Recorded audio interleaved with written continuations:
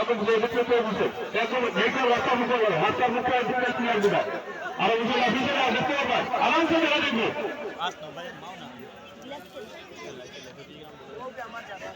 আমি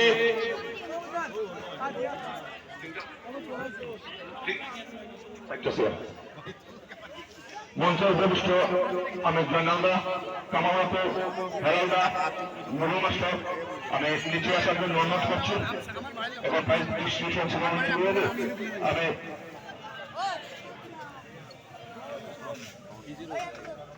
জামুর ভাল কিন্তু লেটেস্ট ছিল জামু দিয়ে ভাল মারি আমাইছে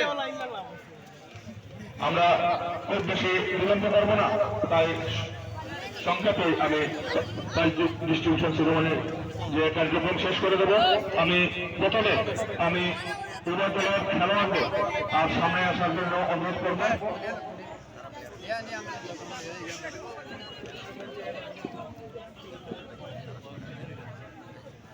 বালিয়া যুবক সংঘের খেলোয়াড়রা জাহেদ অধিনায়ক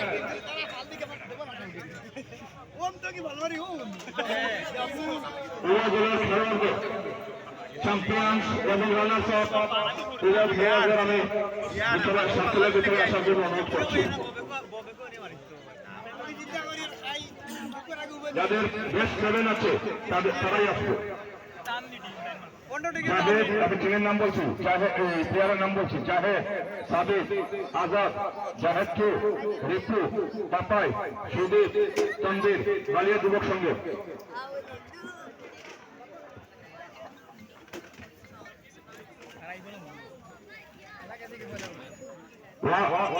রাজুদাকে সেন্টার বিজয় সুমন এরপরেও খেলা আছে সৌরভ বিনোদ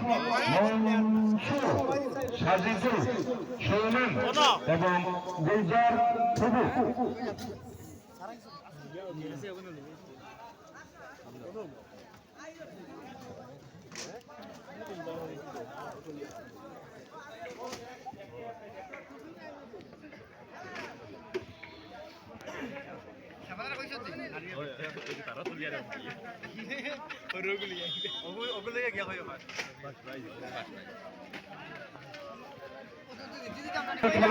আমি আসার জন্য বেতন অনুরোধ করছি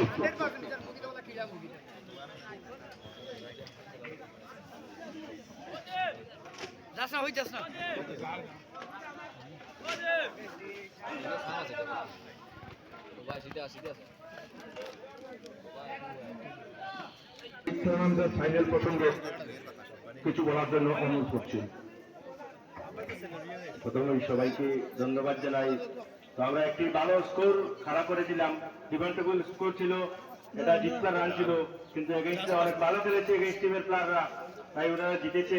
আশাবাদী নেক্সট ইয়ার আমরা চেষ্টা করবো জয় লাভ করব।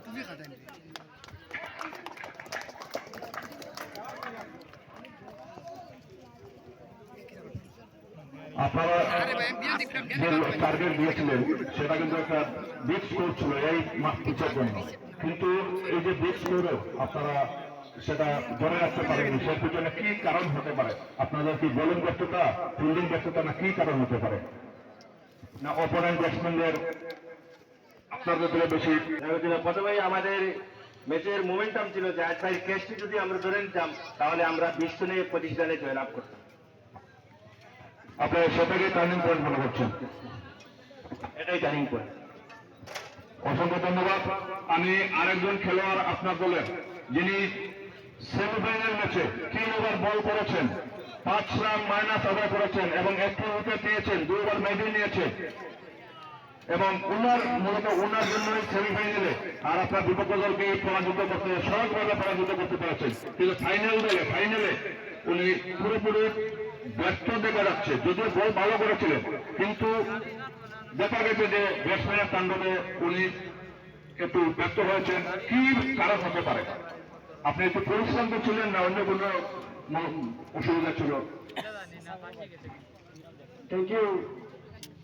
একটা বড় টুর্নামেন্টে ক্যাপ্টেন ভাই আমার চান্স দিয়েছে, খেলা ভালো লাগে। যে সেমিফাইনাল ম্যাচে আমার বল ভালো হয়েছে। তার আগে আমি বাংলা যুবক সংঘের অধিনায়ক জাভেদ ভাই, যার নায়কোচিত ইনিংসের জন্য দুর্দান্ত বিজয় লাভ করেছে বালিয়া যুবক সংঘ, সেই জাভেদ ভাইকে আমি আর ওনার এই সেই সফলতা সম্পর্কে কিছু বলার জন্য অনুরোধ করছি। ধন্যবাদ।